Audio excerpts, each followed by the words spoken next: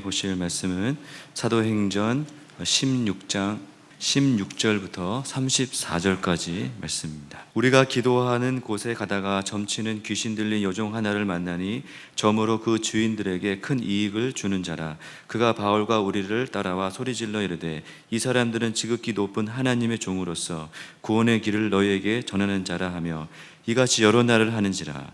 바울이 심히 괴로워하여 돌이켜 그 귀신에게 이르되 예수 그리스도의 이름으로 내가 네게 명하노니 그에게서 나오라 하니 귀신이 즉시 나오니라. 요종의 주인들은 자기 수익의 소망이 끊어진 것을 보고 바울과 실라를 붙잡아 장토로 관리들에게 끌어다가 상관 앞에 데리고 가서 말하되 이 사람들이 유대인인데 우리 성을 심히 요란하게 하여 로마 사람인 우리가 받지도 못하고 행하지도 못할 풍속을 전한다 하거늘 우리가 일찍 일어나 고발하니 상관들이 옷을 찢고 벗기고 매로 치라 하여 많이 친 후에 옥에 가두고 간수에게 명하여 든든히 지키라 하니 그가 이러한 명령을 받아 그들을 깊은 옥에 가두고 그 발을 착고에 든든히 채웠더니 한밤중에 바울과 실라가 기도하고 하나님을 찬송하며 죄수들이 듣더라. 이에 갑자기 큰 지진이 나서 옥터가 움직이고 문이 곧 다 열리며 모든 사람의 매인 것이 다 벗어진지라. 간수가 자다가 깨어 옥문들이 열린 것을 보고 죄수들이 도망한 줄 생각하고 칼을 빼어 자결하려 하거늘 바울이 크게 소리질러 이르되 내 몸을 상하지 말라. 우리가 다 여기 있노라 하니 간수가 등불을 달라고 하며 뛰어들어가 무서워 떨며 바울과 실라 앞에 엎드리고 그들을 데리고 나가 이르되 선생들이여 내가 어떻게 하여야 구원을 받으리까 하거늘 이르되 주 예수를 믿으라. 그리하면 너와 내 집이 구원을 받으리라 하고 주의 말씀을 그 사람과 그 집에 있는 모든 사람에게 전하더라. 그 밤 그 시각에 간수가 그들을 데려다가 그 맞은 자리를 씻어주고 자기와 그 온 가족이 다 세례를 받은 후 그들을 데리고 자기 집에 올라가서 음식을 차려주고 그와 온 집안이 하나님을 믿음으로 크게 기뻐하니라. 아멘. 본문 말씀으로 너와 내 집이 구원을 받으리라, 이런 말씀 같이 나누기를 원합니다. 하나님은 언제나 일하시고 하나님은 언제나 역사하시고 항상 새 일을 이루어 주시는 분이십니다. 그 하나님이 하시는 일은 항상 역동적이고 또 신선하고 놀랍고 새롭고 아주 이런 일들을 주로 하나님이 하시는 일이 바로 그런 일이죠. 졸립고 따분하고 지루하고 그런 일은 하나님이 하시는 일이 아닙니다. 하나님이 하시는 일은 항상 뭔가 일어나고 내가 기대하지 못하고 스펙타클하고 놀라운 이런 일들을 이루신다는 것이죠. 우리 천지가 창조된 이 역사만 보십시오. 빛이 있으라 하니까 빛이 있고 온 천하 만물이 있으라 할 때 그대로 되어지는 놀라운 역사가 일어났습니다. 어제 우리 달 다 보셨죠? 저는 어제 달 보고 어떻게 가로등보다 더 큰 달이 하늘에 떠 있을까? 밤을 저렇게 밝히는 저 큰 달, 어떻게 하나님이 저걸 만드셨을까? 참 놀라운, 하나님이 하시는 일이 아름답고 정말 놀랍고 신선한 이런 역사를 이루신다는 것이죠. 그러니까 이와 같이 우리 삶에 정말 내가 이해하지 못하고 상상할 수 없고 또 정말 이 스펙타클한 일들이 내 삶에 일어난다. 그러면 하나님이 하시는 것입니다. 하나님은 항상 이런 일을 하신다는 거죠. 오늘 본문도 이렇게 쭉 보시다 보면 놀라운 역사의 현장을 성경이 기록하고 있습니다. 오늘 이 벌어지는 이 사건들의 현장 속에 한번 들어가 보면 정말 웬만한 드라마보다 더 재밌습니다. 막 그냥 어떤 영화나 드라마 같은 거 보면 어떠세요? 주인공이 막 싸우다가 딱 부상당해서 거의 죽을 만한데 했는데 갑자기 살아나서 원수들을 다 무찌르고 반전이 일어나는 것이 이 영화잖아요. 근데 오늘 내용이 그렇습니다. 막 반전이 일어나고 웬만한 드라마보다 추석 때 영화 보지 마시고 사도행전을 보시면 정말 웬만한 넷플릭스보다 더 재밌습니다. 사도행전 읽으시면 되겠습니다.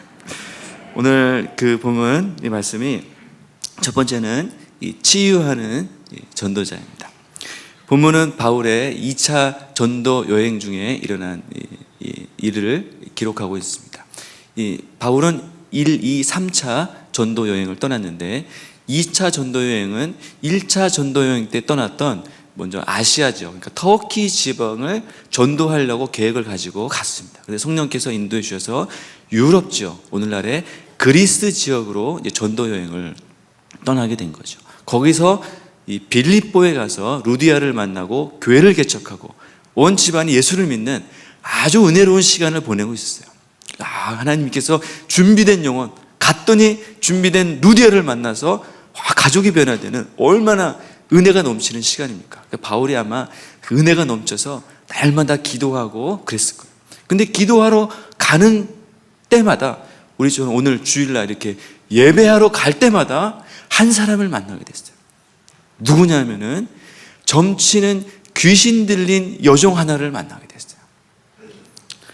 그래서 이 종은 자기 주인에게 많은 수익을 주는 아주 용한 점치는 여종이었단 말이죠. 그 여종이 어느 정도 이 능력이 있고 실력이 있는 무당이었냐면은 16절에 보면 점으로 그 주인들에게 큰 이익을 주는 자라 이렇게 했습니다. 점치는 귀신 들린 여종이었는데 뭐냐면은 주인이 복수예요. 그러니까 주인이 여럿 있다는 거죠. 주인이 여럿이 관리할 정도로 아주 유명하고 주인이 여럿이서 그 점으로 말미암는 수익을 관리하고 이렇게 할 정도로 굉장히 유능한 무당이었다는 거예요. 그러니까 책 보고 학습해서 점치는 무당이 아니에요. 학습 무당이 아니에요. 공부해서 종교적인 무당이 아닙니다. 종교적인 무당은 능력이 없죠. 무당도 종교적인 무당은 영성이 없어요. 능력이 없는 거죠. 그러나 이 무당은 이 귀신이 사로잡혀서 귀신으로 점을 치니까 능력이 있는 거예요. 이 무당이 왜 잘 맞추고 용하고 그러겠습니까? 바로 이 점치러 오는 사람들보다 차원이 높은 영에 사로잡혀 있기 때문에 점이 바로 그런 것입니다. 아마 빌립보 지역에서 강한 이 귀신, 영에 사로잡혀 있는, 그래서 모든 사람을 제압할 수 있는 그런 정도의 영적인 능력을 가지고 있었던 자가 바로 이 점치는 무당 들린 이 사람이죠. 사람들을 볼 때는 어땠습니까? 와, 용하다. 잘 맞춘다. 그거 어떻게 알지? 이렇게 생각했겠죠. 이 무당은 점괘가 모든 사람에게 통했으니까 돈을 많이 벌었을 거예요. 점괘가 통한다. 이 말은 무슨 말입니까? 모든 사람들이 그 점치는 여종의 영에 굴복되었다는 뜻입니다. 점치는 것은 그 안에 그 귀신들에게 굴복되는 거죠. 점치러 온 사람들이 그 영에 순종하는 것입니다. 그러니까 점이 안 맞을 수가 없죠. 그 영에 순종하니까. 그 귀신이 뭐라고 말해도 그 영에 순종을 하니까 점괘가 다 맞는 거예요. 점치는 것을 우리가 우습게 생각하면 안 됩니다. 우리가 점치는 것은 귀신이 하는 거죠. 문화가 아닙니다. 제가 올 초에 기독일보에 났던 기사를 보니까 우리나라 그 국민들 중에 최근 5년 동안 점친 적이 있는가 이렇게 설문을 했더니 41%가 점을 봤다. 최근 5년 동안입니다. 41%가 이 점을 봤는데 더 놀라운 것은 그 중에 23%가 기독교인이었다는 거예요. 예수를 믿는다고 또 교회를 다닌다고 하는데 점을 본다. 참 교회는 다니고 또 예수를 믿고 신앙생활 한다고는 하지만 어떤 겁니까? 실상은 귀신에게 순종하고 있는 거예요. 점괘를 믿고 하나님 말씀보다 귀신에게 복종하고 이런 신앙을 하고 있다는 거죠. 이것이 바로 오늘날의 벌어지고 있는 일입니다. 먼 이야기가 아니라 최근 올 초에 했었던 이 설문조사였어요. 이런 일들이 2000년 전에 빌립보에서만 일어났던 것이 아닙니다. 오늘날에도 이런 일들이 일어나고 있다는 거죠. 그러니까 이 종은 여러 주인들이 공동으로 소유하면서 어떻습니까? 주인에게 이용당하고 평생을 귀신에게 사로잡혀 있었는데, 사로잡혀서 억울한 이 비참한 삶을 살았는데, 인간적으로 보면 또 이 주인의 노예가 돼서 주인에게 사로잡혀서 자기도 원치 않는 점치는 이런 일들을 평생 하고 있었다. 바로 이 종이 바로 이런 인생을 살고 있었던 거예요.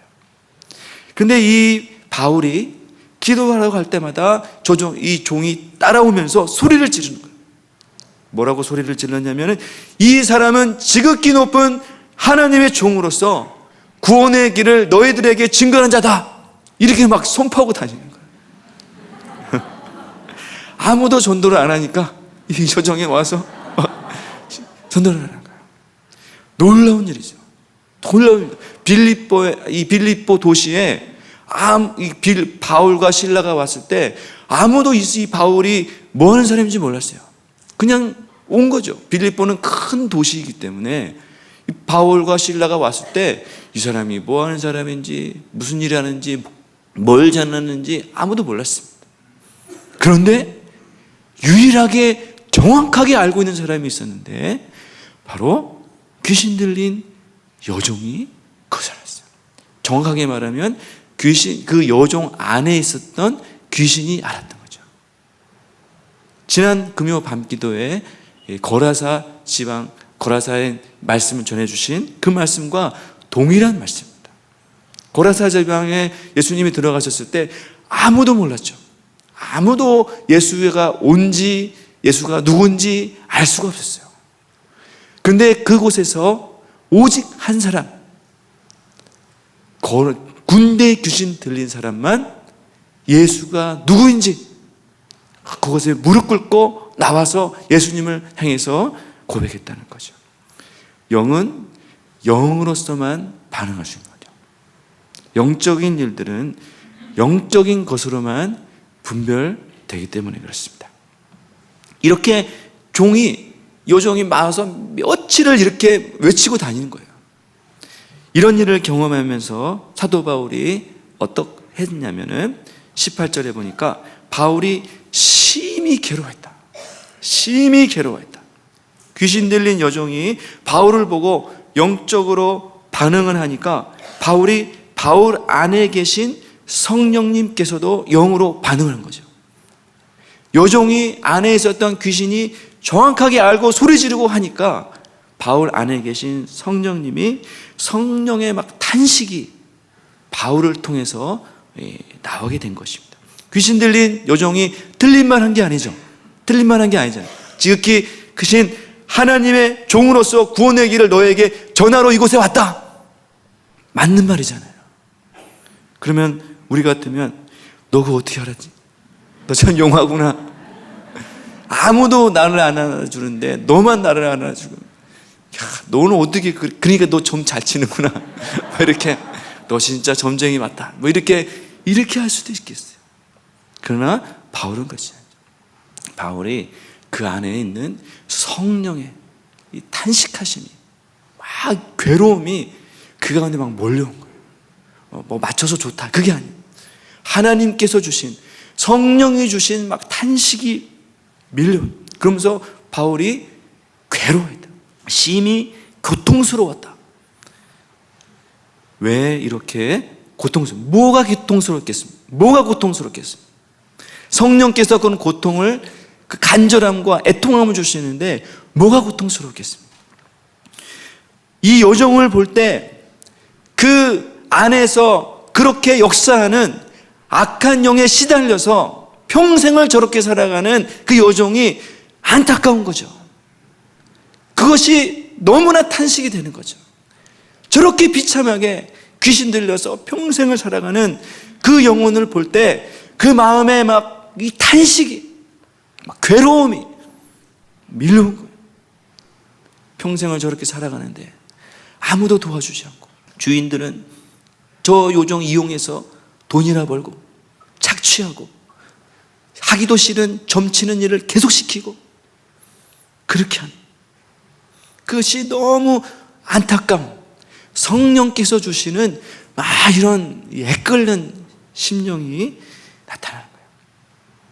그래서 성령이 주시는 감동으로 이 한날은 돌이켜서 그날도 와서 소리 지르고 있는 그 여종을 보면서 성령이 주시는 감동으로 이 여종에게 외쳤습니다. 18절 말씀 보십시오.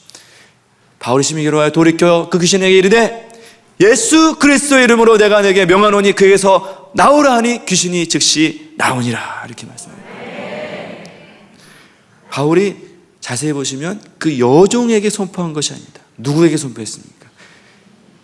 그 귀신에게 이르되, 더 스피릿, 그 영에게, 그 점치는 그 영에게 이를 때, 그 여종을 사로잡고 있는 그 영에게 선포할 때 바로 그 귀신이 나오게 된 것이죠. 그러니까 그 여종을 사로잡고 있었던 점치는 실체가 뭐냐? 바로 이거 귀신이라는 거죠. 그 안에 사로잡고 있었던, 그 여종을 그렇게 비참하게 하고 있었던, 평생을 점이나 치면서 이렇게 살아가게 하고 있었던 근본 원인이 뭐냐?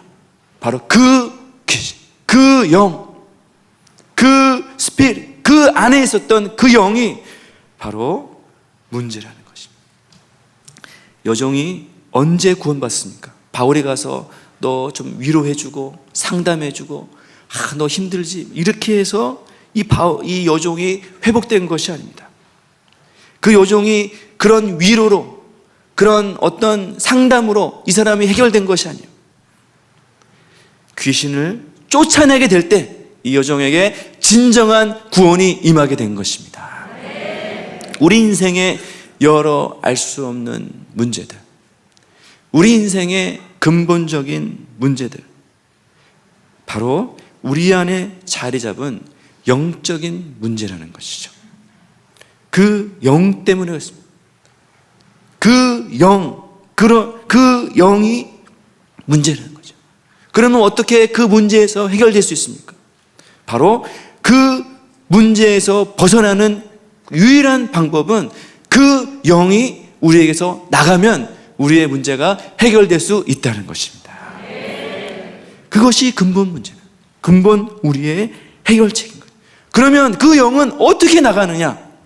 그 영은 어떻게 우리를 그렇게 사로잡고 우리를 비참하게 하고 우리를 그렇게 괴롭히고 억누르게 하던 그 영은 어떻게 쫓아낼 수 있느냐?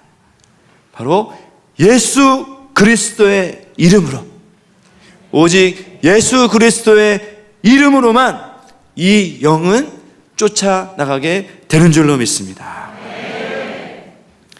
무엇으로만 가능합니까? 바로 예수 그리스도의 영으로, 이름으로만 가능하게 된 거예요. 영은 영으로만 반응하죠.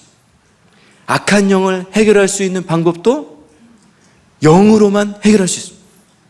영적인 것으로만 해결할 수 있는데, 그 악한 영보다 더 강한 오직 근본, 정결한 거룩의 영이신 예수 그리스도의 영으로만 이 악한 영에서 우리가 자유함을 얻을 수 있게 된다는 것입니다.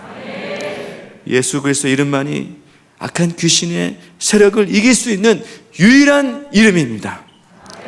예수의 권세가 바로 이 귀신에게 사로잡힌 우리의 영혼을 구원하게 하신다는 거죠. 예수의 이름이 우리를 사로잡고 있는 약한 영에서 자유하게 하는 유일한 능력 있는 바로 그 이름인 것입니다.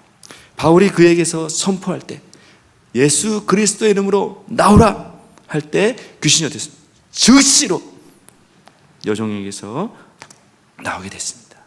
누구를 통해서 나왔습니까? 바울을 통해서 나왔어요. 성령으로 충만함. 특별히 이 한 영혼에 대한 애통한 심령이 있습니다.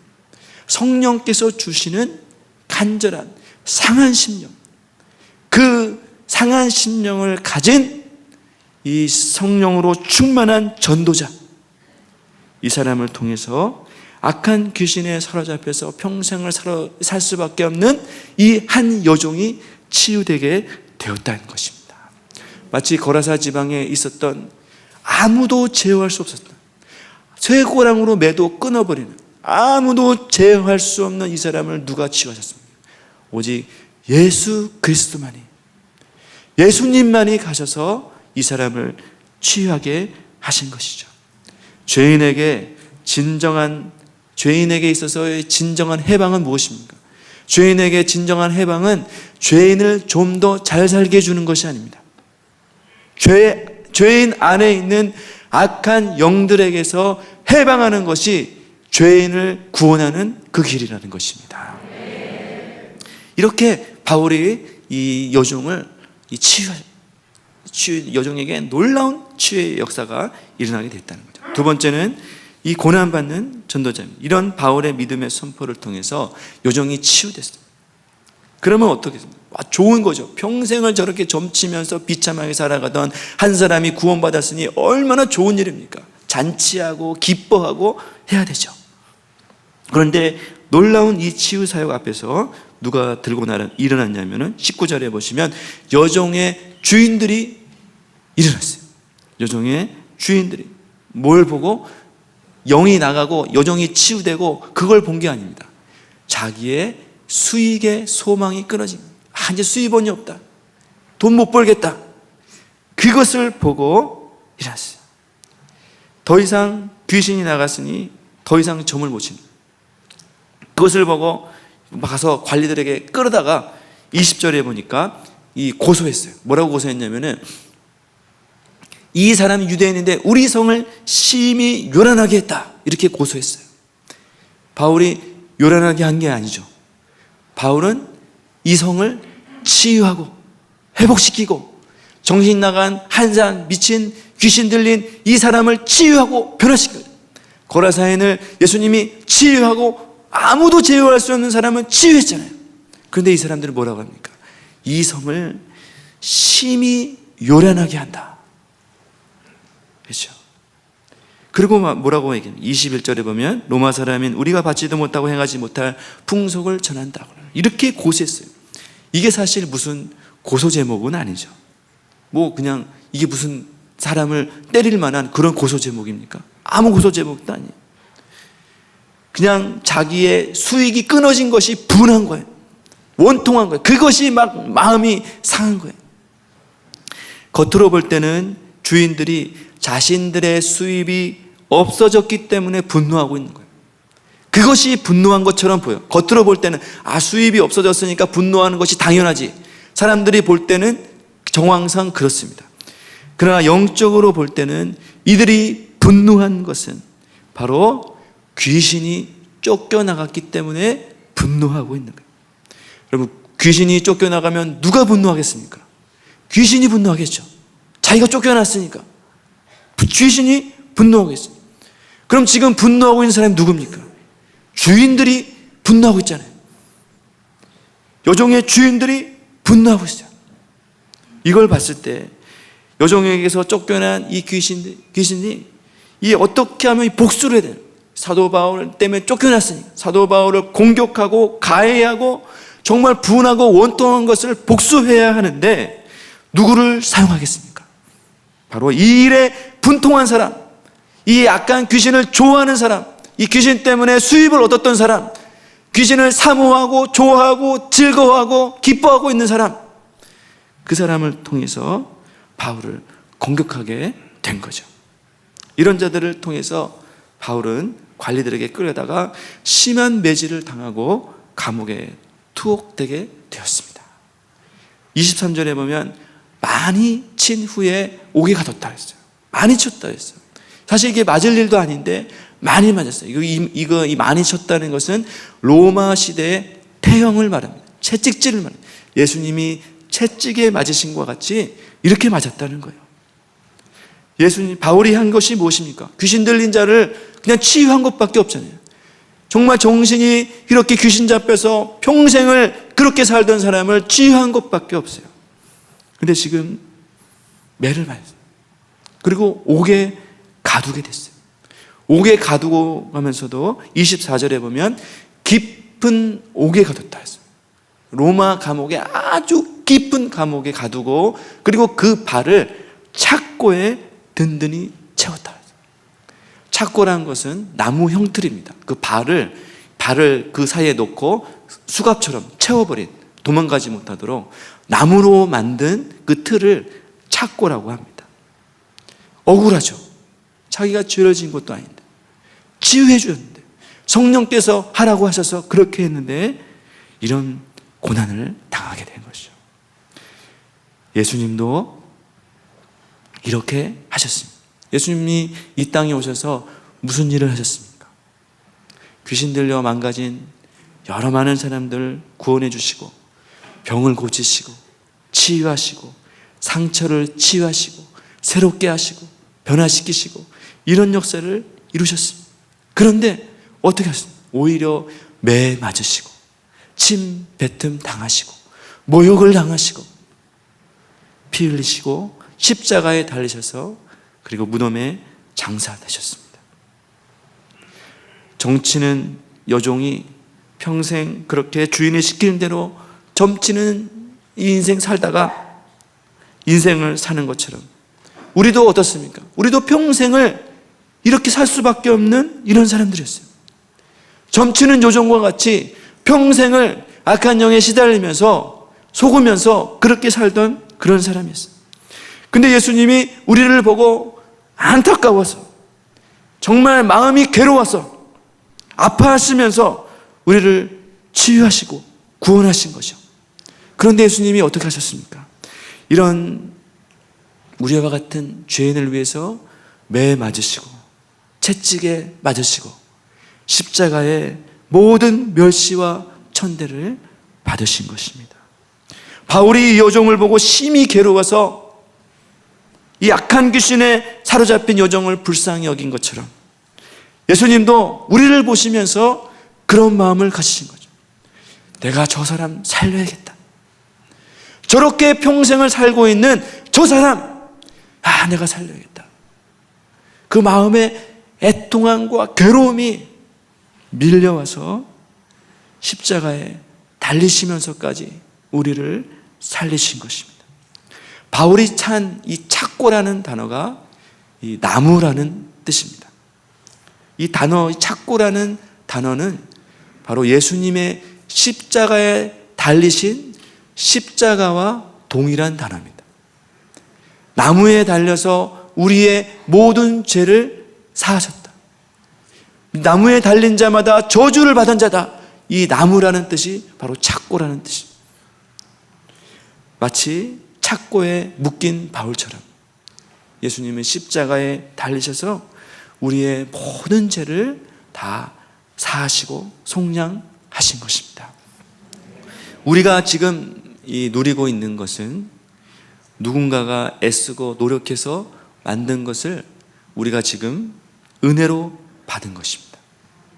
현재 우리가 누리고 있는 이 자유와 우리 국가에서 누리고 있는 자유와 평화,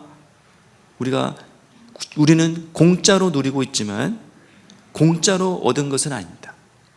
누군가는 이 나라를 지키기 위해서 피를 흘렸고 누군가는 죽임을 당했고 고난을 당했고 십자가를 졌습니다.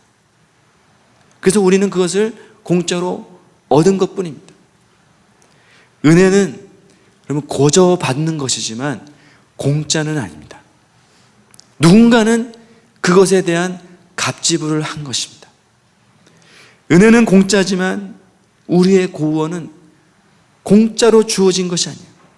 누군가 나를 대신해서 수고하고 고난받고 매맞고 십자가에 달려서 우리의 모든 죄값을 누군가는 지불했기 때문에 그것이 우리에게 공짜로 주어지게 된 것입니다.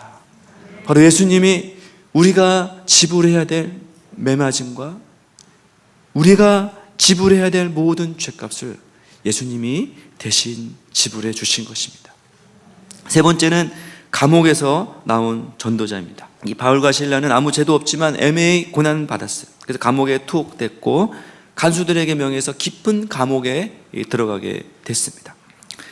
정말 바울과 실라가 귀신 잡혀서 평생 점치다가 망할 이 인생 구원하고 새롭게 했는데 참 억울하게 이렇게 감옥에 들어갔습니다. 우리 같으면 어떻겠습니까? 야, 억울하다. 우리는 우리가 잘못한 일을 해도 누가 뭐라 그러면 화를 내잖아요. 내가 교통사고를 내가 내놓고 누가 뭐라 그러면 자기가 화를 내. 우리는 누가 이런 억울한 일 당한 걸 조금도 우리는 용납을 하지를 못해요. 그런데 설령 우리가 선한 일을 하고 착한 일을 하고 의로운 일을 하고 거기에 더 나아가서 다른 사람을 위해서 내가 손해받는 일을 했다. 막 내 것을 희생했다. 심지어 내가 매 맞았다. 다른 사람을 위해서. 이런 일을 당하면 아마 거의 그냥 어떻게 될 수도 있을 거예요. 분하고 막 원통할 이런 상황이 될 수도 있는 상황입니다. 그런데 이때 바울과 실라가 무슨 일을 했습니까? 25절에 보니까 참 놀라운 일을 하고 있는데 한밤중에 바울과 실라가 기도하고 하나님을 찬송하며 죄수들이 듣더라 이렇게 말씀하셨습니다. 참 대단한, 깊은 감옥에 매맞고 착고에 매여서 이제 어떻게 될지도 모르는, 한 치 앞도 모르는 이런 상황에서 거기서 찬송하고 기도했습니다. 바울과 실라가 감옥에서 풀려나서 찬송하고 기도한 게 아닙니다. 이제 살았다 기도하고 찬양한 게 감사합니다 찬양한 것이 아닙니다. 채찍에 맞은 그 장소에서, 감옥에 갇힌 그 장소에서, 억울한 그때, 이유를 알 수 없는 애매한 고난을 받는 그때, 그곳에서 기도하고 찬송했다. 이것이 하나님이 사용하시는 사람의 인격인 거죠. 그 사람의 중심은 이럴 때 드러나는 것 같습니다. 그 사람의 중심이 언제 드러납니까? 바로 이런 사건을 만날 때. 어떤 사건입니까? 정말 억울한 사건, 정말 내가 이해할 수 없는 사건, 내가 죽어져야 하는 그런 사건을 만날 때 자기의 중심이 다 드러나게 됩니다. 바울과 실라가 평소에도 기도 많이 했습니다. 기도 많이 했죠. 아까도 기도하러 가다가 종을 만났으니까 평소에도 기도도 많이 하고 찬송도 많이 했습니다. 좋을 때는 누구나 찬송하고 기도할 수 있습니다. 그러나 이렇게 복음을 전하다가 애매하게 매맞고 고난 당할 그때 찬송하고 기도하는 것은 아무나 하지 못하는 거죠. 바울과 실라는 이런 상황 속에서 자기의 속 깊이 있는 주님을 사랑하는 모든 주권을 주님 앞에 맡기는 그 마음의 중심이 다 드러났어요.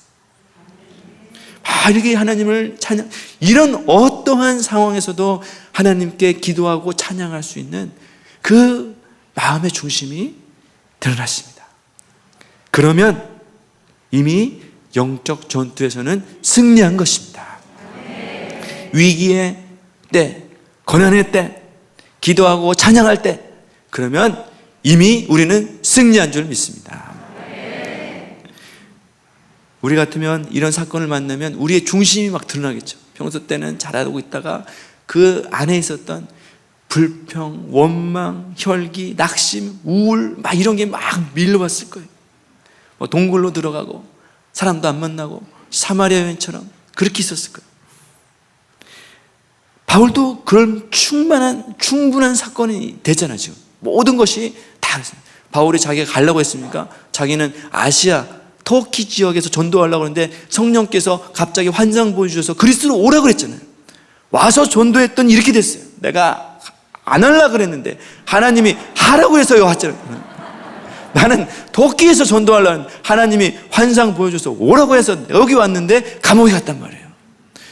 그리고 여종, 그 하나님이 상한 마음을 주셔서 나는 그냥 기도하러 가려고 했는데 하나님이 기도하라고 해서 귀신이 나가서 나는 그냥 기도하러 가려고 했는데 하나님이 기도하라고 해서 이런 역사를 이루는데 나는 감옥에 갔고 매맞고 했다. 야, 참 이렇게 된 거죠. 바로 내 중심이 바로 이런 사건을 통해서 드러나게 되는 겁니다. 예수님도 십자가에서 자신의 우리를 향한 예수님의 중심이 드러나셨는데 어디서 그랬습니까? 십자가라는 사건에서. 예수님이 평소에도 예수님이 우리를 얼마나 사랑하시고 치유하시고 용서하셨습니까? 그러나 정말 십자가라는 애매하고 억울한 이 사건을 만날 때 예수님 안에 있었던 정말 우리를 향한 그 사랑이 고백되어졌는데, 그 말씀이 누가복음 23장 34절에 있습니다. 예수님이 십자가에 달리시면서 이런 말씀하셨어요.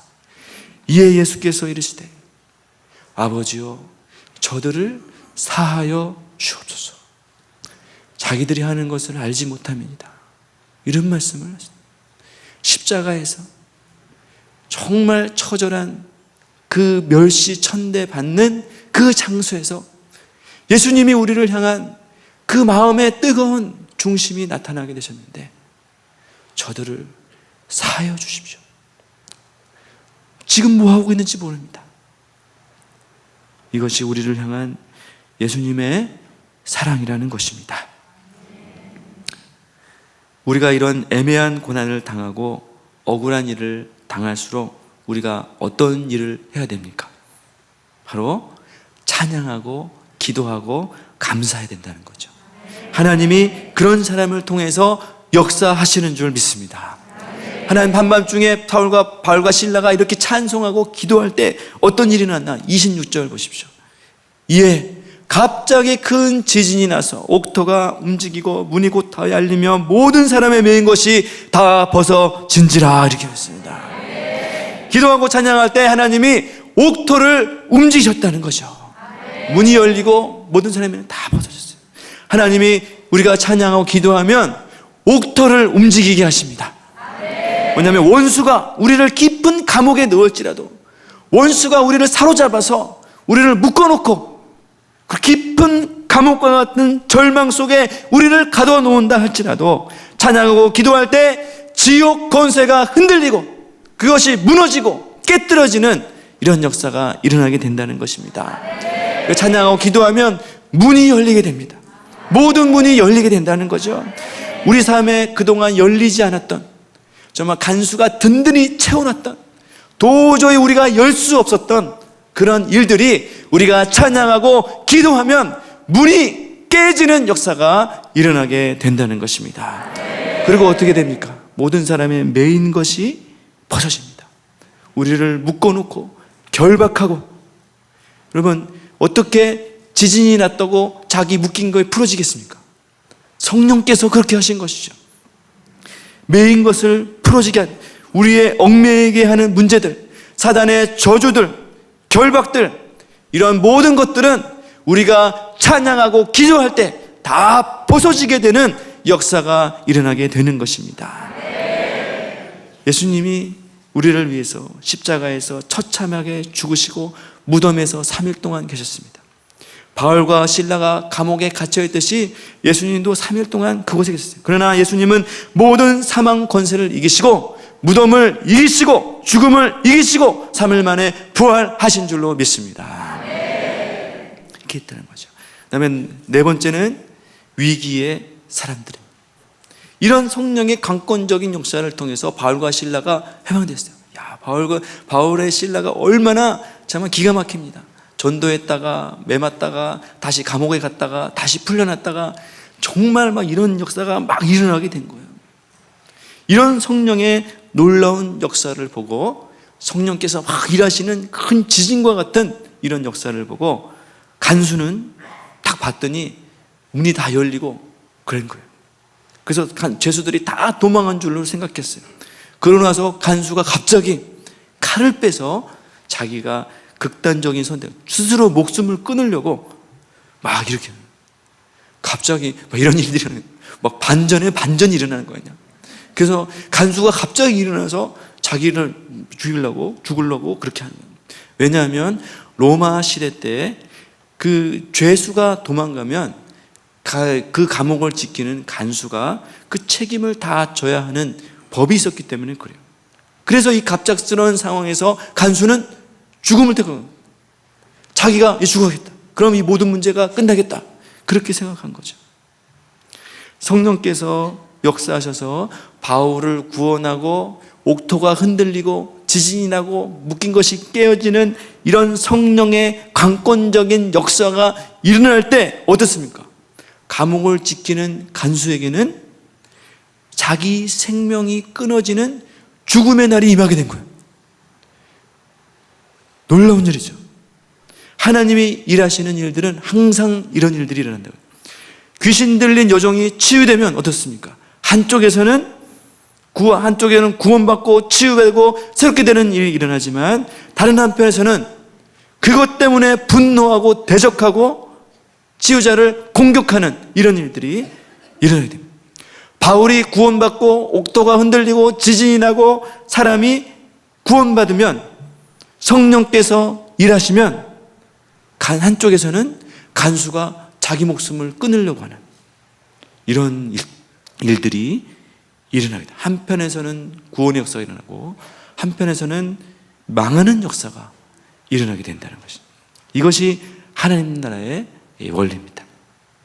인간적으로 보면 어떻습니까? 인간적으로 보면 감옥에 갇힌 사람은 사도 바울이에요. 바울이 죄수예요. 바울이 죽어야 됩니다. 간수는 이 죄인을 지키는 자유인이에요. 아무 문제 없는 사람처럼 보입니다. 그러나 성령께서 일하셨을 때 지진과 같은 역사를 이루실 때 성령의 강권적인 역사가 일어났을 때 이들의 실체가 나타나게 되는데 어떤 일이 벌어지냐면은 죄수를 지키고 있었던 간수는 자기 죄 문제를 해결하지 못해서 목숨을 끊어야 되는 죽을 수밖에 없는 죄인으로 다 드러나게 됐어요. 근데 사도 바울은 어떻습니까? 죽을 수밖에 없는 간수의 생명을 살리는 구원자, 치유자, 생명의 구원자로 드러나게 된다는 것입니다. 간수는 누구를 상징합니까? 간수가 누구를 말하고 있는 겁니까? 바로 세상에서 아무 문제 없이 살아가는 사람처럼 보이지만 그래서 예수 믿는 사람을 정죄하고 결박시키고 가두는 이 세상을 말합니다. 그러나 결국 어떻게 됩니까? 성령께서 일하게 될 때, 성령께서 임하게 될 때, 하나님이 임하게 될 때 그들의 실체가 나타나게 되는데 어떻게 됩니까? 이 세상 간수는 자기 죄 문제를 해결하지 못해서 죽음에 이르게 된다는 것입니다.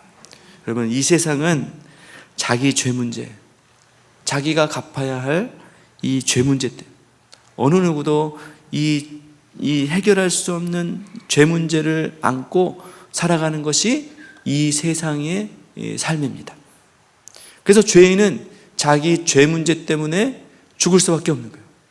죄가 우리를 죽게 하는 거예요. 간수가 왜 죽겠습니까? 자기가 이 죄를 해결할 수 없기 때문에 자기가 스스로 죽음을 택한 거죠. 죄는 그 사람을 죽이게 한다는 것입니다. 평소에는 멀쩡합니다. 평소에는 멀쩡하지만 이 결정적인 때, 마지막 때, 심판의 날이 오면 자기의 죄값을 치러야 되는데 자기의 죄값을 치를 수 없어서 스스로 멸망하게 되는 지옥에 갈 수밖에 없는 그것이 바로 간수와 같은 이 세상의 삶이라는 것입니다. 이런 문제가 닥치자 간수가 어떻게 했어요? 칼을 빼서 갑자기 죽으려고 합니다. 죄는 이와 같이 사람을 향해서 그 죄값을 요구합니다. 우리가 평소에는 멀쩡하게 다니는 것 같지만 간수도 평소에는 멀쩡했어요. 그러나 이 성령께서 일하는 결정적인 순간이 오면 죄값을 요구할 때가 온다는 거죠. 죄는 이와 같이 그 사람에게 죄값을 요구해요. 너 죽어야 된다. 빨리 죄값 내놔. 이렇게 요구하는 거예요. 죄인에게는 이런 날이 언젠가는 오게 돼 있어요. 죄인에게는 죄가 왕이기 때문에, 죄가 그 사람을 다스리기 때문에 그래요. 로마서에 보면 이것을 이렇게 설명합니다. 로마서 5장 21절에 이는 죄가 사망 안에서 왕노릇한 것 같이 여러분, 사망 안에 거하는 죄인에게는 뭐가 왕입니까? 사망이 임박한 이 죄인에게는 누가 왕입니까? 죄가 왕입니다. 사망 안에 있는 자들, 사망 가운데 있는 자들에게는 죄가 왕이 돼요. 그래서 죄가 시키는 대로 해야 돼요. 죄가 사망의 길로 가라, 그러면 가야 돼요. 죄가 나를 다스리는 왕이기 때문에 그래요. 죄의 값을 지불할 능력이 없어요. 지불할 능력이 없으니까 죄가 우리를 다스리는 왕이 되는 거예요. 그래서 우리는 지옥 가고 멸망받을 수밖에 없는 거예요. 죄가 왕인 인생을 우리가 살았어요. 그래서 사망에 거할 수밖에 없다는 거죠. 그런데 뭐라고 합니까? 은혜도 또한 의로 말미암아 왕노릇하게 하신다. 우리 주 예수 그리스도로 말미암아 영생에 이르게 하려 함이니라 말씀하셨습니다. 그래, 예수 그리스도를 믿는 사람, 예수 그리스도의 은혜를 받은 사람, 우리의 모든 죄를 십자가에서 해결해 주신 예수 그리스도를 믿는 사람은 뭐가 왕이 됩니까? 은혜가 우리의 삶의 왕이 된다는 것입니다.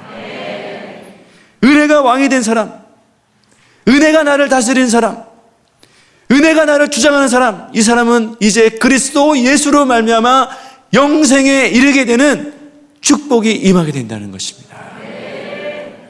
이것이 바로 죄인에게 하는 예수 그리스도가 우리에게 행하신 놀라운 일이에요. 여러분, 은혜가 왕이 되시는 이런 삶을 사시기 바랍니다. 더 이상 죄가 왕이 되는 이런 인생이 아니라 은혜가 나를 다스리고 은혜가 나를 지배하는 이런 인생이 되시기 바랍니다. 마지막으로 다섯 번째는 구원받는 사람들이에요. 간수는 막 자포자기한 거죠. 간수는 이제 더 이상 소망이 없어요. 죄인들도 다 도망가고, 이제는 죽었다. 그래서 스스로 극단적인 선택을 하려고 할 그때였어요. 죄인은 이런 고소를 이길 수가 없어요. 죄가 왕이기 때문에 죄의 고소를 이길 수가 없어요. 우리는 그럴 능력이 없습니다. 죄가 시키면 해야 돼요. 죽음이 바로 앞에 있는 거예요. 다 이제 포기하고 절망하고 낙심하고 그렇게 된 거예요. 소망이 없어요. 이럴 때 이런 상황에서 바울이 관수를 불렀어요. 28절에 보면 바울이 크게 소리질러 이르되 내 몸을 상하게 하지 마라. 우리가 다 여기 있노라. 이렇게 했어요. 자기가 지금 죽으려고 칼을 빼서 죽으려고 하는 그 찰나에 바울의 소리가 들린 거예요. 바울이 어떻게 했어요? 크게 소리 들렸어요. 아주 큰 소리로 부르는 소리가 들렸어요. 아마 간수는 깜짝 놀랐을 거예요. 다 도망갔다고 생각했는데, 그래서 난 이제 죽으려고 그랬는데 안에서 소리가 들리는 거예요. 바로 바울이 이 간수를 부르는 거죠. 들어가 보니까 바울과 실라가 그대로 있었어요. 이 놀라운 일들이 일어나게 된 것이죠. 간수는 바로 어떻습니까? 바로 이 순간에, 그 찰나잖아요. 누군가 나를 불러주지 않으면, 누군가 나에게 소리 지르지 않으면, 그 순간이 지나면 죽음이멸, 그런 사람이에요. 영원한 멸망 속에 거할 수밖에 없는 그런 사람이 바로 그런 사람이에요. 그냥 죽는 겁니다. 영원히 형벌받는 인생이 되는 거죠. 그러나 간수가 죽어야 될 그 순간, 죽음의 그 찰나, 그 죽어야 될 그 순간에 바울의 목소리를 듣고 칼을 내려놓고 생명을 보존하게 되었습니다. 여러분, 무엇이 간수를 살렸습니까? 무엇이 간수를 살렸습니까? 죽을 영혼을 위해서 외치는 바울의 그 외침이 간수를 살린 거예요. 그 순간에 죽어야겠다 하는 그 순간에 외치는 그 외침이 죽을 한 영혼을 살린 거예요. 지금 이 순간에도 죽어가는 한 영혼이 누군가가 외치는 그 소리를 기다리고 있겠죠. 누군가가 우리가 여기 있다 크게 소리 지르는 그 외침을 통해서 살아나게 된다는 것입니다. 지금 이 순간에도 우리가 한 영혼을 향해서 외칠 때, 우리가 그 영혼을 향해서 외치게 될 때, 네 몸을 상하게 하지 마라, 우리가 여기 있다. 이렇게 외칠 때 한 영혼이 구원받는 이런 역사가 일어나게 될 것입니다. 왜냐하면 우리도 그랬습니다. 우리도 절망 속에서, 이런 죽음의 위기 속에서, 어떻게 보면 칼을 들고 있는 그 순간에 나를 불러주신, 나를 향해서 외쳐주시는, 바로 죽어야 될 그 순간에 나를 향해서 외치시는 예수 그리스도의 음성을 듣고 우리도 살아났습니다. 삭개오야 내려오라, 나사로야 나오라. 주님이 우리의 이름을 부르셔서 우리를 각자 불러주시기 때문에 우리가 살아난 것입니다. 왜냐하면 예수님의 음성을 들을 때 죽을 우리의 영혼이 살아나게 됩니다. 요한복음 5장 24절에 이렇게 말씀하시죠. 진실로 진실로 너에게 이르노니 죽은 자들이 하나님의 음성을, 아들의 음성을 들을 때가 오나니 곧 이때라 듣는 자는 살아나리라. 이렇게 말씀하셨습니다. 우리를 향해서 외치시는 그 음성을 들으시기 바랍니다. 간수가 그 음성을 듣고 이제는 칼을 내려놓고 구원을 받았던 것처럼 우리에게도 이런 역사가 일어나게 된다는 것이죠. 이 소리를 듣고 간수가 아마 너무 놀랐을 거예요. 내가 죽었다 생각했는데 갑자기 소리가 들리니까. 그래서 29절에 보니까 뛰어들어갔어요. 뛰어들어가서 보니까 바울과 신라가 있는 거예요. 들어가서 무서워 떨며 바울과 신라 앞에 엎드렸습니다. 극적으로 살아나게 된 거죠. 그냥 가만히 있을 수가 없는 거죠. 바울과 신라의 음성을 듣고 문도 다 열리고 또 창고도 다 풀리고 있는데 바울과 신라는 도망가지 않고 그 자리에 가만히 있는 이 사람을 볼 때 하나님이 주시는 영적인 두려움, 영적인 경외감, 이것이 막 몰려온 거죠. 어떻게 이런 상황에서 도망가지 않고 이렇게 서 있을 수 있을까? 이 자리를 지키고 있는 사람들이 이 사람 누군가? 찬송하고 기도할 때 지진이 나서 이 상하게 된 이 모든 상황이, 이 간수는 하나님이 주신 영적인 두려움, 경외감이 몰려오게 된 것이. 그래서 바울과 신라의 앞에 무서워 떨면서 엎드리게 됐습니다. 바로 이것이 예수를 믿는다는 것은 이런 일입니다. 그냥 교회를 다니는 것이 아닙니다. 그냥 공부하는 것이 아닙니다. 학습하는 것이 아닙니다. 죽을 수밖에 없는 내 영혼이 방금 전까지 죽음 가운데 있었는데 예수의 음성을 듣고 내가 뛰어 들어가서 그 주님을 만나고 그곳에 무서워 떨며 그 앞에 엎드리는 것, 그게 바로 예수님을 믿는다는 것이에요. 이런 경험이 바로 예수 그리스도를 영접한다는 뜻입니다. 이런 상황에서 이런 상황을 맞아서 이제 간수는 뭐라고 대답하냐면 30절에 보니까 선생들이여 내가 어떻게 하여야 구원을 받으리까? 이렇게 물어봤어요. 그는 하나님이 주시는 두려움과 경외감과 이런 생각이 들었죠. 지금 간수는 죽다가 살았잖아요. 죽다가 살았는데 뭐라고 물어보냐면은 내가 어떻게 하여야 구원을 받으리까? 이렇게 물어봐요. 그러니까 자기가 죽다 살은 것은 구원이 아니죠. 이 간수가 이제는 어떻게 변했어요? 이제 육신이 살고 육신이 어떻게 되고 그것이 내 구원이 아니다. 바울을 통해서 이제 인생 문제가, 이런 육신적인 문제가 더 이상 이런 문제가 아니다. 그리고 영적인 것에 마음이 활짝 열리게 된 거죠. 바울이 전한 복음이 무엇인가? 예수 그리스도가 누구인가?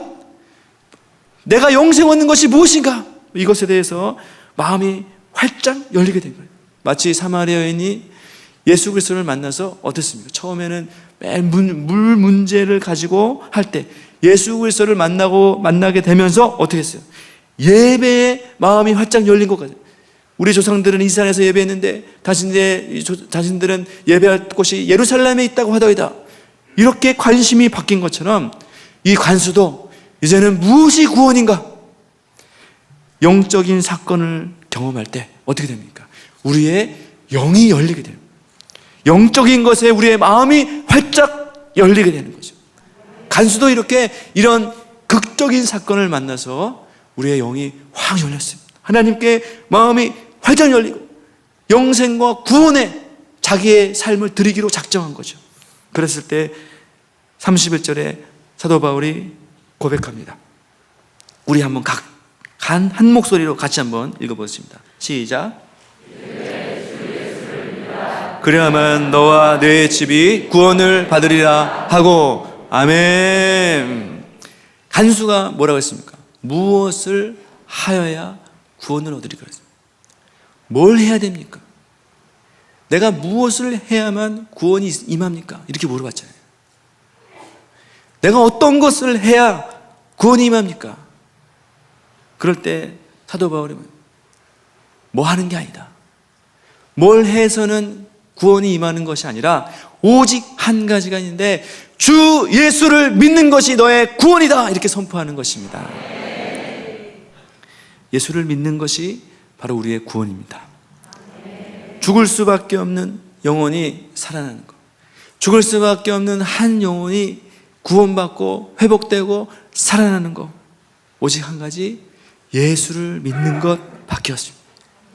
예수는 바로 우리 죽을 죄를 위해서 십자가에 달리셨어요.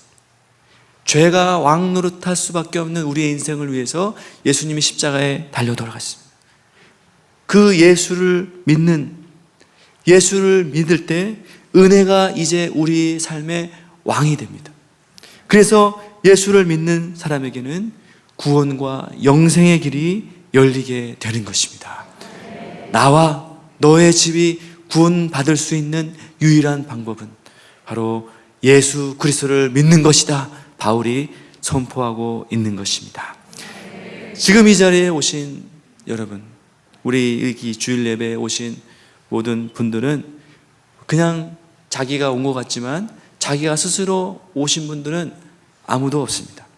사도 바울이 간수를 부르듯이, 사도 바울이 간수에게 외치듯이 우리를 부르시는 주님의 음성이 있었기 때문에 이 자리에 오신 것입니다. 그래서 우리가 구원받는 것은 무엇을 해야 구원받는 것이 아니라 바로 예수를 믿기만 하면 나와 나의 가족이 구원받는 이런 역사가 일어나게 되는 것입니다. 예수로 말미암는 구원의 역사가 임하시는 저와 여러분 되시기를 바라겠습니다. 이렇게 바울은 주님의 말씀을 증거할 때 그 집에 있는 모든 사람들에게 복음을 증거하게 됐어요. 그래서 집안이 다 믿고 온 집안이 다 말씀을 듣고 주님께로 돌아오는 생명 구원의 역사가 일어나게 됐습니다. 해피엔딩 드라마. 얼마나 막 그냥 감동적이겠습니다. 그러면서 33절 보세요. 참 아름다운 장면. 그 밤, 그 시각에 밤에 데리고 왔어요. 그래서 간수를 데려다가 그 맞은 자리를 간수가 그들을 데려다가 씻어주고, 간수는 사도 바울과 실라를 씻어주고 물로 부어서 씻어주고, 또 바울은 그 가족을 갖다가 물로 세례를 주고, 이런 역사가 일어났어요. 그러면서 34절에 음식을 먹고 온 집안이 하나님을 믿고 크게 기뻐하니라, 이렇게 말씀하셨습니다. 이런 큰 구원의 역사, 큰 구원의 역사. 어떻게 보면 간수와 죄수는 원수지간이잖아요. 서로 정죄하고 억압하고 형제간의 그런 관계예요. 그러나 예수를 믿을 때 옥문이 터지고 문이 열리고 묶인 것이 풀어질 때, 예수로 말미암는 구원의 역사가 일어나게 될 때 함께 먹고 마시고 크게 기뻐하는, 정말 산천도 초목도 새 것이 되고 친구도 원수도 친구로 변하고 막 이런 역사가 일어나게 되는 것입니다. 복음이 오늘 추석 명절입니다.